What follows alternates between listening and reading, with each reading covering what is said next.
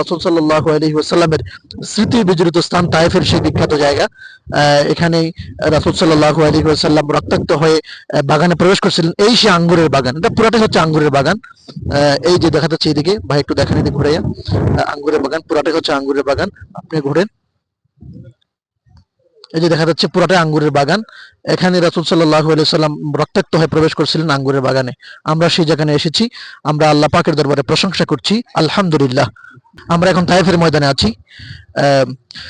খেয়ে না খেয়ে দিন প্রচারের কাজে নিজেকে দিয়েছ বিলিয়ে, তায়েফের কাফিরেরা ছিল না সে আলো, দুষ্ট ছেলেদের পিছু দিল লেলিয়ে।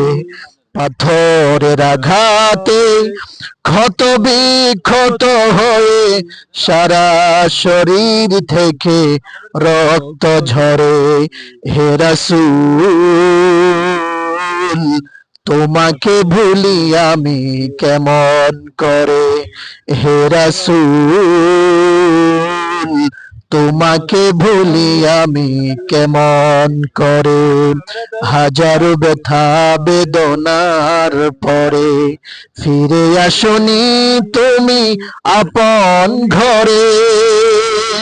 দিনের আলো তুমি ছড়িয়ে দিতে চলে গেলেন মদিনায় মক্কা ছেড়ে।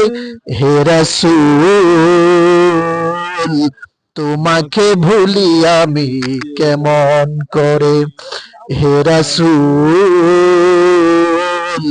তোমাকে ভুলি আমি কেমন করে।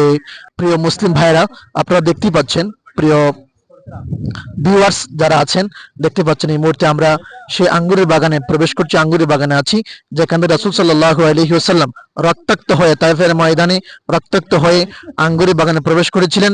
এবং একজন সাহাবী যিনি তায়েফের ময়দানে প্রথম মুসলমান হয়েছিলেন, হযরত আব্বাস রাদিয়াল্লাহু তাআলা আনহু, নবীজিকে আঙ্গুরের জুস খাওয়িয়েছিলেন।